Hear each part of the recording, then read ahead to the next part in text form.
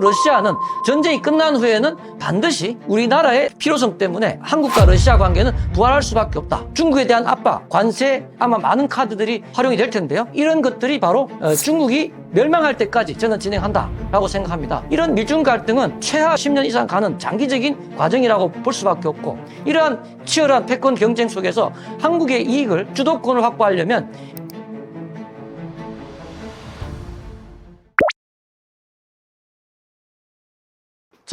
최근 한 1년 전부터 북한이 심상치 않는 반응을 보이고 있거든요. 1년 전부터 북한은 우리를 과거와 다른 호칭으로 부르고 있습니다. 과거에는 우리를 남조선 또는 남조선 괴뢰 이렇게 불렀거든요. 그런데 1년 전부터 지금까지 북한은 우리를 대한민국이라고 부르고 있습니다. 그리고 모든 북한의 문서에서 통일이라는 단어를 완전히 빼버리거든요. 자, 이것을 어떻게 해석해야 될까요? 저는 북한이 대한민국을 적화 통일하지 않겠다는 의사표시를 한 거라고 생각합니다. 게다가 최근에 중국을 북한이 배신해서 북러 군사 동맹을 체결하지 않습니까? 그리고 상당한 군사력을 1만 명 이상의 병력을 러우 전쟁에 투입하기까지 했거든요. 자, 그렇다면 이런 최근에 북한의 심각한 대전략 변화를 분석을 할 필요가 있겠습니다. 그런데 이런 것들이 어떤 이유 때문에 이런 일이 발생했는지를 분석하려면 제가 생각하기에는 북한이 과거 수십 년 동안 추진해왔던 핵과 ICBM 개발에 관련된 분석을 할 필요가 있을 것 같습니다. 북한은 과거 수십 년간 모든 노력을 기울여서 핵과 ICBM을 개발해왔는데 이 핵 개발을 한 이유가 뭘까요? 그렇다면 누가 이 개발을 결정했을까요? 저는 김일성이 했다고 생각합니다. 김일성과 김정일, 김정은으로 이어지는 3대가 할아버지, 아버지 유지를 이어받아서 손자까지 이러한 핵과 ICBM을 개발하는 목표를 추구해왔다. 추구한 이유는 뭐냐면요. 70년 전에 발생한 한국전쟁을 분석할 필요가 있거든요. 한국전쟁은 어떤 특징이 있냐 하면 남한이 경험한 전쟁과 북한이 경험한 전쟁이 완전히 양상이 달랐다는 겁니다. 어떤 점에서 다르냐 하면 북한의 경우에는 미군 폭격기가 엄청난 폭탄을 쏟아 부었거든요. 그런데 반면에 남한에 대해서는 동맹국이니까 한 발의 폭탄도 떨어뜨리지 않았습니다. 자, 그렇다면 미군 폭격기가 쏟아부은 폭탄의 양이 얼마나 될까요? 놀라지 마십시오. 2차 대전 때 연합국이 사용했던 모든 폭탄의 양을 합친 것보다 더 많이 퍼부었습니다. 자, 끔찍한 일이 벌어진 거예요. 자, 그렇게 됐을 때 70년 전에 북한 전역은 어떻게 됐을까요? 완전 생지옥이 돼버린 겁니다. 자, 그러니까 사람이 도저히 참을 수 없는 그런 지옥 같은 상황을 북한인들은 경험을 했고 남한 사람들은 경험하지 못했던 거죠. 당연히 김일성도 그런 경험을 가장 처절하게 한 사람입니다. 자, 김일성 입장에서 한번 생각해 보세요. 김일성은요, 2차 한반도 해방전쟁이 일어났을 때는 무슨 일이 있더라도 미국과 전쟁을 하지 않겠다라고 결심한 거예요. 그렇다면 한반도 분쟁이 발생했을 때 어떻게 하면 미군이 개입하지 않겠느냐 하는 방법을 찾아보지 않겠습니까? 그래서 김일성이 찾은 아이디어가 바로 북한이 핵과 ICBM을 보유한다면, 자, 미국의 LA나 뉴욕을 핵 공격을 할 수 있잖아요. 그렇게 되면 뭐 수백만 명의 미국인이 죽을 수 있는데 어떻게 감히 미국이 한반도 전쟁에 개입할 수 있겠느냐라고 생각했던 거예요. 그런 생각을 가지고 아들 김정일한테 유지를 이어 넘겼고 아들 김정일도 동일한 거죠. 김정은도 동일했으니까 지금까지 개발하지 않습니까? 그런데 이것이 이제 바뀌어버린 거예요. 2023년 우리 윤석열 대통령이 한국 자체 핵무장 얘기를 언론에 살짝 비친 적이 있습니다. 그러니까 미국의 바이든 대통령이 깜짝 놀랐어요. 그래서 워싱턴으로 불러드립니다. 그래서 이제 어떤 일이 발생했나요? 워싱턴 핵동맹 합의가 이루어집니다. 자, 만약 북한이 됐건 뭐 중국, 러시아가 됐건 간에 핵무기로 대한민국을 공격하는 나라가 있다면 미국이 보유하고 있는 핵무기로 핵 보복을 하겠다라고 얘기한 거예요. 구체적으로는 만약에 그 나라가 북한이라면 북한이 핵 공격을 했을 경우는 그날로 북한 정권을 파멸시켜버리겠다고까지 바이든이 얘기했습니다. 그 말을 들은 김정은은 완전히 멘붕이 온 거예요. 과거에 우리가 핵과 ICBM을 보유하고 있으면 미국이 개입이 없을 거라고 생각했던 것이 몽상에 지나지 않았다는 것을 알게 된 거죠. 그리고 2024년 10월 1일 국군의 날에 소위 우리가 최초로 오픈한 미사일이 있습니다. 현무5라는 미사일이거든요. 이 미사일은 특징이 벙커버스터형입니다. 그러니까 지하 관통탄이에요. 그리고 세계 최대 규모의 재래식 탄두를 자랑합니다. 무려 8톤에서 9톤 정도 된다고 하거든요. 그러면 이것은 땅을 깊이 파고 들어가서 지하에서 폭발을 하는 그런 기능을 가진 폭탄입니다. 그럼 어느 정도 깊이 내려가냐 하면요. 강화 콘크리트 같은 경우는 100m를 내려가고요. 일반 토사의 경우는 300m를 뚫어버립니다. 자, 그렇다면 한반도 전쟁 유사시에 김정은이 지하 방카에서 전쟁 지휘를 하지 않겠습니까? 김정은이 지휘하는 지하 방카가 수십 군데 되는데요. 이미 그 위치가 다 노출되어 있습니다. 자, 그러면 이 방카 지하 깊숙이 300m쯤에서 김정은이 전쟁 지휘를 한다고 했을 때 참수작전이 이제 진행이 된다면 현무5 같은 미사일이 수십 발 발사되지 않겠습니까? 그 지하 방카로. 자, 그렇게 됐을 때 이 지하 방카를 최소 100m는 뚫고 내려갈 거예요. 그래서 100m쯤에서 폭발한다고 가정을 해보겠습니다. 자, 이럴 경우에 그 더 밑에 깊이 있는, 지하 깊이 있는 김정은이가 살 수 있겠습니까? 살 수 없다는 거예요. 왜냐하면, 자, 100m에서 터진다 하더라도 지중해에서 폭발을 하기 때문에 지진이 발생하는 거죠. 지진이 발생했을 때 그 여파가, 충격파가 그 방카에 있는 공기 흡입구라든지 갱도라든지 이런 것들이 다 매몰돼 버리는 거죠. 그렇기 때문에 김정은은 죽을 수밖에 없다는 겁니다. 자, 그러면 김정은이 이 사실을 모를까요? 자, 자신의 문제이기 때문에 당연히 잘 안다고 볼 수가 있습니다. 자, 그렇다 보니까 자신이 이때까지 믿어왔던 그 신념체계가 무너지고 자신의 생존이 보장받지 못하겠다는 그런 입장이 되다 보니까 이제 이 북한이 대한민국이라고 부르고 그 다음에 통일하지 않겠다 그러고 심지어는 중국을 배신하고 러시아와 동맹까지 맺는 그런 일들이 벌어진 겁니다. 자, 그리고 또 하나 이제 시선을 좀 넓혀보겠습니다. 자, 중국의 시진핑 같은 경우는 중국의 국가 목표를 가장 중요한 국가 목표를 어디에 설정했을까요? 시진핑은 동의하시겠지만 대만 수복이 가장 중요하다라고 얘기해 왔습니다. 미국의 군사 전문가들은 2027년 전후에서 아마 중국이 대만을 침공할 것이다 라고 다수의 전문가들이 얘기를 하고 있거든요. 자, 그럴 경우에 중국 입장에서 볼 때는 중국 군대가 미군보다 더 우월하진 않지 않습니까? 자신들도 잘 알거든요. 그렇다면 중국의 시진핑이 이 미국과의 전쟁을 감안했을 때 가장 중요한 전략을 어떤 전략을 설정했을까요? 이것이 되게 중요한 문제거든요. 중국은 미국의 군사력을 대만에 집중시킨다면 승산이 없다는 걸 너무나 잘 알고 있습니다. 따라서 시진핑 입장에서는 지구 전체적으로 글로벌하게 미군의 군사력을 분산시키기를 원하는 거예요. 그래서 이 시진핑이 지금 우리 한반도와 상관이 없어 보이지만 동유럽에 러우 전쟁이 발생하지 않습니까? 이 발생하기 전 2022년경에 러시아의 푸틴이 베이징에 와서 시진핑을 만나거든요. 이 전쟁에 대한 양해를 얻기 위해서 방문했을 겁니다. 그런데 그때 시진핑이 푸틴한테 어떻게 얘기하냐 하면, 자, 중러 관계는 리미트가 없는 그런 관계다라고 얘기합니다. 자, 리미트가 없다. 즉 상한선이 없다는 거예요. 이것은 러시아가 만약에 우크라이나를 공격했을 때 중국이 전폭적인 지원을 해주겠다라는 얘기를 한 겁니다. 자, 이것은 어떻게 보면 미국의 군사력을 분산시키기 위해서 중국의 시진핑이 러우 전쟁을 사주를 했다라고까지 볼 수가 있는 장면입니다. 또 하나, 중동에서 하마스가 전쟁을 일으켰지 않습니까? 즉 가자 지구에 있는 하마스, 거의 준 테러 집단이죠. 이들이 이스라엘 국경선을 넘어서 도발했죠. 이 국경선 주변에 이스라엘 거주민 마을들을 습격해서 무려 1,000몇백 명을 학살하지 않았습니까? 그래서 이제 이스라엘은 하마스를 제거를 합니다. 그런데 하마스라는 집단은 단독 생존이 불가능하거든요. 하마스는 누가 지원을 해주는 나라가 될까요? 100% 이란이 지원해주는 그런 나라가 하마스입니다. 그러니까 이스라엘 입장으로서는 하마스가 공격을 했지만 그 배후에는 이란이 있다라고 생각할 수밖에 없거든요. 그런데 이란도 과거 수십 년간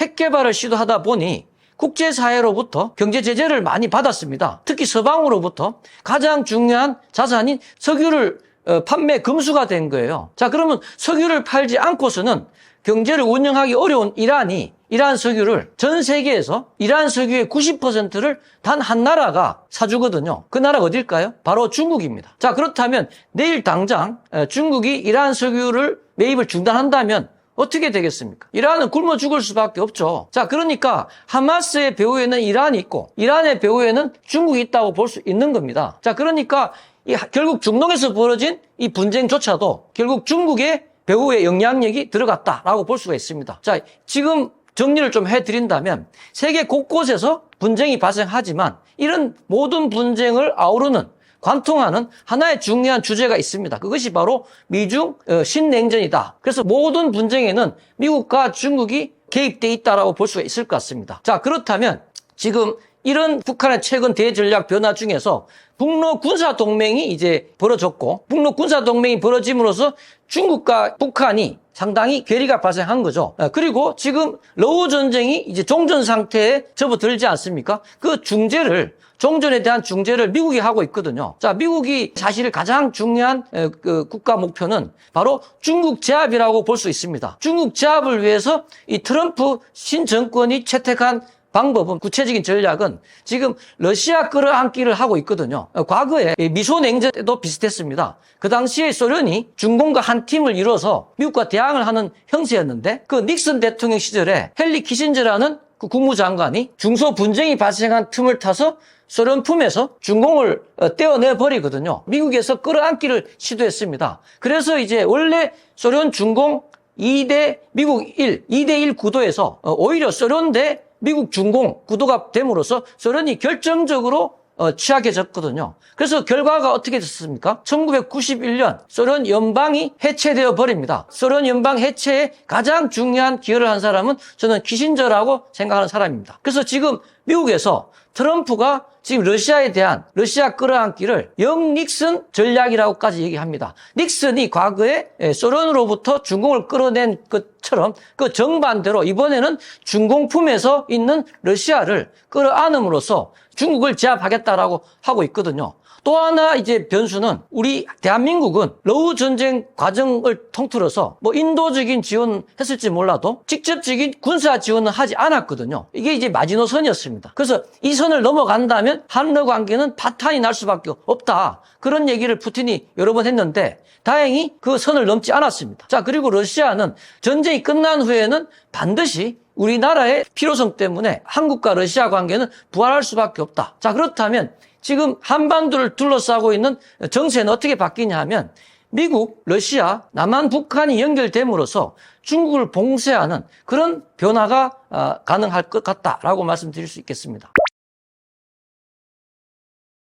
자, 경제 안보 측면에서 최근 우리나라가 관심을 가질 이 사건은 미국이 벌이고 있는 관세 전쟁입니다. 이 관세 전쟁은 단순히 뭐 협상을 통해서 진정될 문제라고 생각하지 않습니다.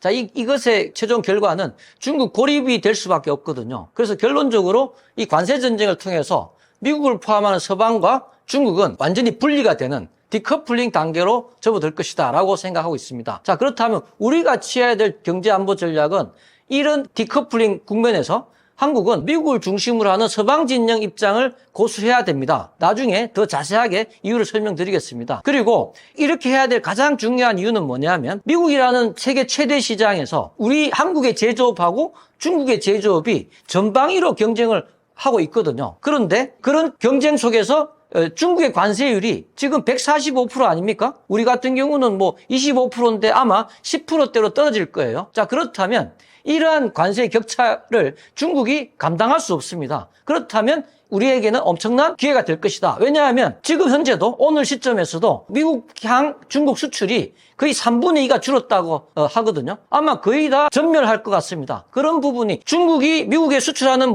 축소된 물량 전체를 가장 접근할 수 있는 쉬운 나라가 우리 한국이기 때문에 한국이 가장 압도적인 기회가 올 수밖에 없다라고 생각합니다.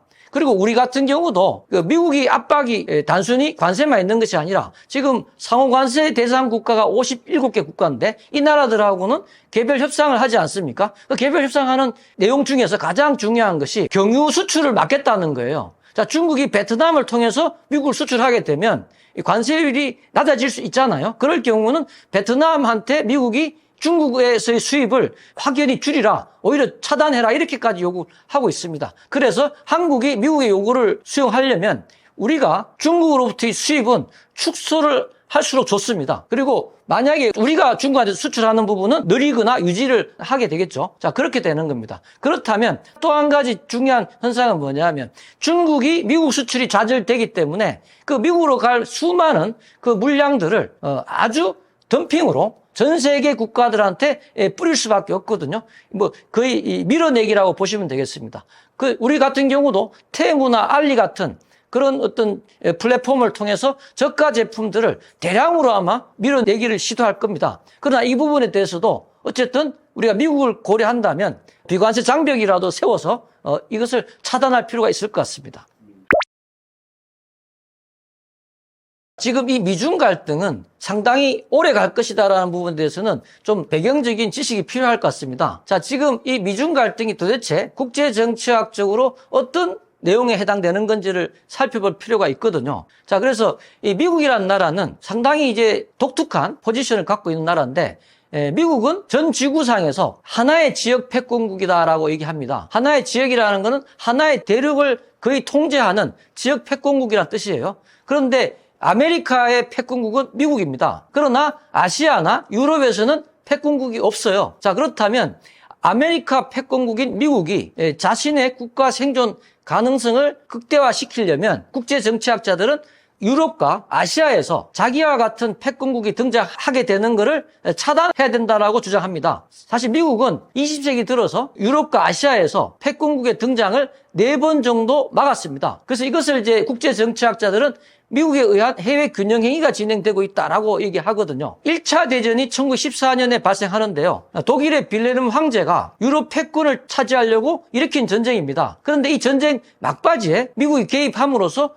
독일 제국의 야욕이 꺾여버리죠. 독일 제국은 멸망해버립니다. 그리고 2차 대전 역시 마찬가지로 독일이 동일한 이유로 2차 대전을 일으키거든요. 그런데 그 아돌프 히틀러가 일으킨 그 2차 대전에서도 역시 막바지 단계에서 미국이 개입함으로써 독일 3제국이 멸망해버립니다. 심지어는 아돌프 히틀러 같은 경우는 자신의 애인하고 권총 자살로 생을 마감해버리거든요. 그리고 동시대에 아시아에서는 일본이 소위 그 대동아 공영권이라는 걸 주장하면서 중국과 동남아시아를 다 점령해버리죠. 심지어 진주만까지 기습하지 않습니까? 미국은 원자폭탄을 나가사키와 히로시마에 때림으로써 아무 잘못도 없는 일본 주민 수십만 명을 죽여버립니다. 그리고 일본이 항복해버리죠. 그리고 일본을 점령한 메가드 사령관이 메가드 헌법이라는 헌법을 만들어주지 않습니까? 이것이 지금까지 이어져 오는 일본의 평화헌법입니다. 이 평화헌법 구조에 보면요, 전쟁 포기 규정이 있습니다. 일본은 전쟁을 포기하고 군대도 포기한 그런 비정상적인 국가가 되어버린 거예요. 거의 미국의 준식민지가 된 겁니다. 그리고 2차 대전 후에는 소련이라는 공산국가가 세계 적화를 시도하거든요. 그래서 이 소련이라는 그 유라시아의 패권 도전 세력에 대해서 유라시아의 모든 나라와 동맹을 맺고 소련을 봉쇄해버립니다. 소위 미소냉전이 진행이 되는 거죠. 그래서 이 미소냉전이 수십 년간 이어지면서 1991년에 소련 연방이 해체돼 버리거든요. 자, 20세기 동안 미국은 4번의 해외 균형 행위를 통해서 자신의 패권에 도전하는 모든 나라들을 전부 다 멸망시켜 버립니다. 자, 그렇다면 지금 현재 벌어지고 있는 미중 경쟁은 21세기 들어서 5번째 미국의 해외 균형 행위의 대상국이 된다라고 국제정치학자들은 보고 있습니다. 그러니까 단순한 관세 갈등 이런 문제가 아닌 거예요. 자, 그렇다면 이 가정이 맞다면 중국은 이 지금 중국에 대한 압박, 관세, 다른 기타 여러 가지 아마 많은 카드들이 활용이 될 텐데요. 이런 것들이 바로 중국이 멸망할 때까지 저는 진행한다 라고 생각합니다. 자, 그렇게 되니까 이런 미중 갈등은 최하 저는 10년 이상 가는 장기적인 과정이라고 볼 수밖에 없고, 이러한 치열한 패권 경쟁 속에서 한국의 이익을, 주도권을 확보하려면 가장 강력한 국가인 미국과 포괄적 동맹을 추구할 필요가 있습니다. 지금까지는 단순히 군사 동맹이었지만 그것을 확대해서 안보 면에서도 더 깊은 관계로 나아가야 되고, 또 첨단 기술, 또 다양한 산업 협조를 통해서 모든 분야에 미국과 강력한 포괄적 동맹을 맺을 필요가 있다. 예를 들면 반도체, 배터리, 조선, LNG, 원자력, 수소에너지 같은 분야가 미국과 긴밀하게 산업 협조를 해야 될 분야라고 생각을 합니다. 그리고 우리가 또한 한반도에서 구체적인 주도권의 확보를 할 수 있는 방안을 좀 보충적으로 말씀을 드리면, 자, 2022년이죠. 윤석열 대통령이 당선되지 않습니까? 그리고 나서 얼마 지나지 않아서 미국에서 낸시 펠로시란 하원 의장이 방한을 하거든요. 근데 놀랍게도 이 미국 정치 서열 한 3위 정도에 되는 그런 거물인데 윤 대통령이 이 사람을 만나주질 않습니다. 피해 다녀요. 그리고 그 동시에 그 박진 외무장관을 북한을 중국 베이징으로 파견을 하게 되는 겁니다. 저는 제가 개인적으로 볼 때 70년 한미동맹 역사 중에서 가장 한미 간의 긴장이 고조화된 시기가 바로 이때라고 생각합니다. 자, 윤 대통령이 왜 낸시 펠로시를 피했냐 하면 당시에 통설은 어떤 주장을 하냐 하면 당시에 북미 간에 종전협상이 진행되고 있었다는 거예요. 종전협상. 종전 협상이 된다면 우리가 종전이 되면 유엔 사령부가 해체될 수밖에 없거든요. 자, 그런 것을 윤석열 대통령은 대단히 불쾌하게 생각했던 거예요. 윤 대통령 같은 경우는 뭐 삼축 체계를 강화한다든지 필요하다면 선제 타격을 해야 된다라고까지 했던 강경파였습니다. 그런데 미국이 낸시 펠로시를 보내서 지금 북미 간에 벌어지고 있는 종전협정에 대해서 한국 정부가 협조하라는 뜻이거든요. 그렇게 해석을 한 겁니다. 그러다 보니까 이것에 대해서 반발을 한 거죠. 자, 그러나 그 몇 달 뒤에 미국은 윤 대통령을 여러 방면으로 설득을 많이 한 것 같습니다. 이 설득이 이루어진 것 같은 게 그 몇 달 뒤에 8월 달입니다. 22년 8월 달. 그때 윤 대통령이 취임 100일차 기자회견을 하거든요. 그때 이제 윤 대통령이 담대한 구상이라는 것을 발표합니다. 이건 뭐냐 하면 북한이 핵 포기 의사만 표명하더라도 한국은 북한이 필요한 모든 인프라를 다 제공해 주겠다. 우리가 도로, 철도, 전기, 통신, 공공시설, 병원, 상하수도 이런 모든 인프라를 모든 비용을 한국이 부담하고 해주겠다는 거예요. 좀 이상하지 않나요? 그 전까지만 하더라도 선제 타격 운하는 대통령이 이런 발언을 한 겁니다. 이것은 종전협상을 진행 중이었던 미국이 강력하게 한국 대통령을 설득한 결과라고 저는 생각합니다. 자, 그러니까 사정이 어떻게 진행된 거냐 하면 북한 핵 문제를 해결하기 위해서 미국은 북한에다가 종전이라는 카드를 제시하는 거고, 그러나 북한이 종전이 됐다 소치더라도 경제를 재건해야 되는데 그 경제 재건에 대한 모든 비용은 한국의 담대한 구상으로 대한민국이 부담한다는 그런 어떤 패키지성 이 일이 진행이 되고 있었던 거예요. 그러니까 북핵 해결, 종전, 그 다음에 담대한 구상 패키지가 진행이 되고 있었는데 이것이 진행되다가 중단이 된 거죠. 왜냐하면 몇 달 뒤에 동유럽에서 러우 전쟁이 터져버립니다. 그러니까 미국으로서는 러우 전쟁도 하나의 중요한 카드였고 한반도도 중요한 카드였는데 이 전쟁이 터지다 보니까 이 지금 말씀드린 이 패키지성 협상이 지하에 묻혀버린 거예요. 자, 그런 일들이 있었고 그래서 지금 이것이 다시 러우 전쟁의 종전과 함께 다시 살아날 가능성이 대단히 크기 때문에 우리는 이 담대한 구상이라는 것을 선언한 이상 우리가 이 한반도 문제 해결을 위해서 북한의 개발에 참여하는 그리고 그것은 결국 북한, 남한이 경제적인 어떤 협조 체제가 된다는 뜻이었고, 그 다음에 러시아의 연해주를 개발한다면, 이게 되게 중요한 의미가 있는 것이, 이 러시아는 연해주를 이 중국의 위협에서 굉장히 불안해하고 있거든요. 그렇다 보니까, 만약에 한러 관계가 부활되고 연해주 개발에 참여만 할 수 있다면 이것이 국제정치학적으로는 중국이 동해로 진출하는 것을 강력하게 억제하는 그런 억제책이 될 수 있기 때문에 한반도 주도권이 강력하게 우리한테 넘어올 수밖에 없다라고 생각합니다. 장시간 방송을 잘 들어주셔서 고맙습니다. 제가 이제 우리 시청자분들한테 여쭙고 싶은 부분은 우리 국가 안보에 대해서 정확한 인식과 판단이 필요하다. 그래서 올바르지 않은 방향에 부안해동하지 않는 게 제일 중요할 것 같고요. 이미 우리는 상당히 경제력으로나 군사력으로나 상당히 준비가 되어 있는 우리 많은 그 선배 세대들이 노력해서 그런 상태가 됐기 때문에 불안해하지 마시고 오히려 안심하시고 자신감을 가지고 안보관을 강화시킬 필요가 있을 것 같습니다. 자, 이것으로 마치도록 하겠습니다. 고맙습니다.